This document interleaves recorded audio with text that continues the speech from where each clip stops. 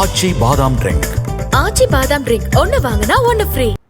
பரமக்குடி ராமநாதபுரம் இடையே 1853 கோடி ரூபாய் மதிப்பீட்டில் 46.7 கிலோமீட்டர் தொலைவுக்கு 4 வழிச்சாலை அமைக்கும் திட்டத்துக்கு மத்திய அமைச்சரவை ஒப்புதல் வழங்கியுள்ளது.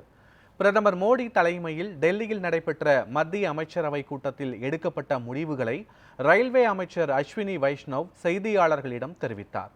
அப்போது வேலை வாய்ப்புடன் இணைந்த ஊக்கத்தொகை திட்டம், ஆராய்ச்சி மேம்பாட்டு மற்றும் புதுமை திட்டம், தேசிய விளையாட்டு கொள்கை, தமிழகத்தில் உட்கட்டமைப்பு மேம்பாட்டு திட்டம் உள்ளிட்ட திட்டங்களுக்கு மத்திய அமைச்சரவை ஒப்புதல் வழங்கியதாக அவர் கூறினார்.